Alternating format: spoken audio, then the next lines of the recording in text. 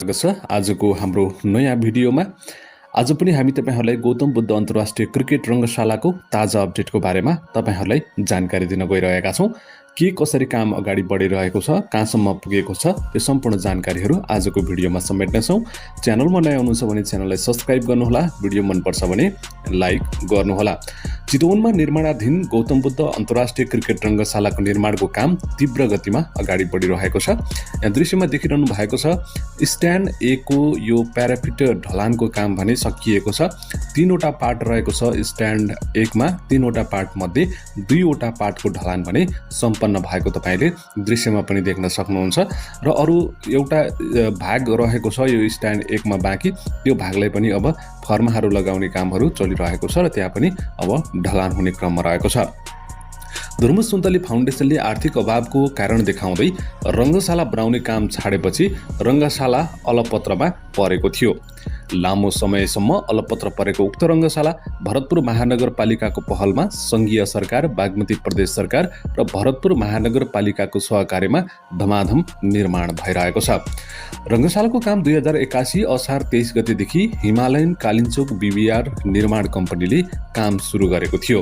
उक्त कम्पनीले 78 करोड 50 लाख 91 हजार लागतमा रङ्गशाला निर्माण गरिरहेको छ।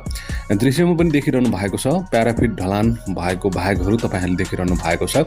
स्ट्यान्ड 1 को प्याराफिट ढलानको काम भएको थियो र त्यो मध्ये 3वटा खण्डमा मध्ये एउटा खण्ड चाहिँ ढलान गर्न बाँकी रहेको छ र त्यसको काम पनि अब यहाँ फर्माहरू लगाउने कामहरू चलिरहेको छ र यहाँ पनि अब छिटै नै ढलान गर्ने कार्यक्रम रहेको जनाइएको छ। र अरु बाँकी रहेको स्ट्यान्ड 1 को खण्ड मध्ये अब स्ट्यान्ड 2 को भागमा पनि यसरी अब यो स्ट्यान्ड 1 कै रहेको छ। स्ट्यान्ड 1 को एउटा खण्ड रहेको छ। यो खण्डमा चाहिँ अहिले रोडहरू बुन्ने काम चलिसकेको छ र करिब अन्तिम चरणमा रहेको छ र यहाँ पनि ढलान हुनेछ र यो पछि ढलान भएको दोस्रो भागकोमा चाहिँ फर्मा निकाल्न गइरहेका छन् र यहाँ ढलान भइसकेको छ।